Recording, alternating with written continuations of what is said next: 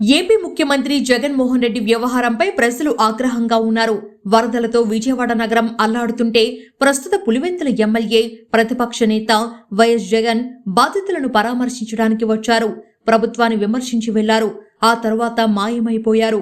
తన తండ్రి వైఎస్ రాజశేఖర రెడ్డి వర్ధంతి సందర్భంగా హుటాహుటిన బెంగళూరు ప్యాలెస్ నుంచి ఇడుపలపాయలోని వైఎస్ఆర్ ఘాట్ను సందర్శించి తండ్రికి నివాళులు అర్పించి పనిలో పనిగా వరద బాధితుల దగ్గరకు కూడా వెళ్లారు.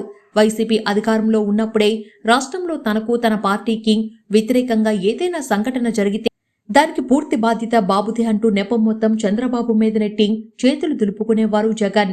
అలాంటిది ఇప్పుడు వైసీపీ ప్రతిపక్షంలో ఉంది. వ్యవస్థలు జగన్ చేతిలో లేవు. ఇక ఇలాంటప్పుడు జగన్ బాబుని టార్గెట్ చేయకుండా ఉంటారా?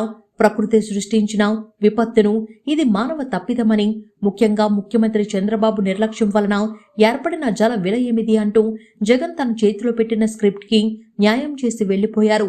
దీనిపై సర్వత్రా విమర్శలు వినిపిస్తున్నాయి. విపత్తును ఎదుర్కోవడంలో కూటమి ప్రభుత్వం విఫలమైందని, ఇందుకు బాధ్యతగా ముఖ్యమంత్రి చంద్రబాబు ప్రజలకు క్షమాపణ చెప్పాలని డిమాండ్ చేసి 2 గంటలు హడావిడి చేసిన జగన్ ఆ తర్వాత తాడేపల్లి ప్యాలెస్ కి వెళ్లిపోయారు. అయితే ఇక ఆ తర్వాత జగన్ ఏమైపోయారో ఏమో కానీ వైసీపీ నేతలు కూడా పత్తా లేకుండా పోయారు. ఇటువంటి విపత్తుల్లో సైతం కూటమి ప్రభుత్వం మీద రాజకీయ విమర్శలు చేయగలిగిన జగన్ కాసేపు రాజకీయాలను పక్కన పెట్టి మానవత్వం కోసం నిలబడదాం అనుకుని ఉంటే ప్రతిపక్ష హోదా కావాలంటూ కోర్టుకెళ్లి తెచ్చుకున్న హోదా కంటే ప్రజలలో ఇంకా ఉన్నత హోదా దక్కి ఉండేది. ఒక పక్క గుక్కెడు నీళ్ల కోసం, పట్టెడన్నం కోసం ప్రాణాలను సైతం పణంగా పెట్టి పోరాడుతున్న బాధితుల దగ్గరకు వెళ్లి పరామర్శల పేరుతో జై జగన్, సీఎం సీఎం అంటూ నినాదాలు చేపించుకుంటూ తనకలవాటైన వచ్చిరాని చిక్కటి చిరునవ్వులు నవ్వుకుంటూ జగన్ చేసిన ఓదార్పుకు అర్థమేమిటి అని ప్రజలు ప్రశ్నిస్తున్నారు.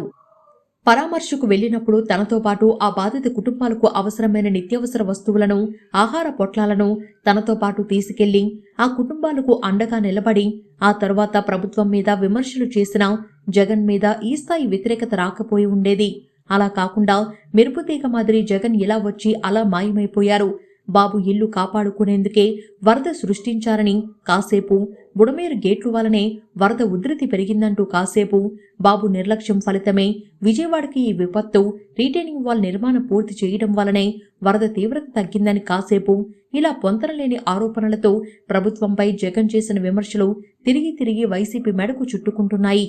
విమానాలలో ఏరియల్ సర్వేలు చేసిన చరిత్ర వెనకేసుకున్న జగన్ కు ఫీల్డ్లో గ్రౌండ్ వర్క్ చేస్తున్న బాబు కష్టం ఎప్పటికీ అర్థం కాదనే విమర్శలు వస్తున్నాయి. అలాగే గత 5 ఏళ్లు ప్యాలెస్ పాలన చేసిన వైసీపీకి కూటమి ప్రభుత్వం విలువ తెలియదు అని కూడా తిట్టిపోస్తున్నారు. సెలబ్రిటీలు సైతం వరద బాధితుల కోసం కోట్ల రూపాయలు విరాళాలు ప్రకటిస్తే లక్షల కోట్ల ఆస్తులున్న జగన్ మాత్రం కేవలం ₹1 మాత్రమే ప్రకటించి చేతులు దులుపుకున్నారు.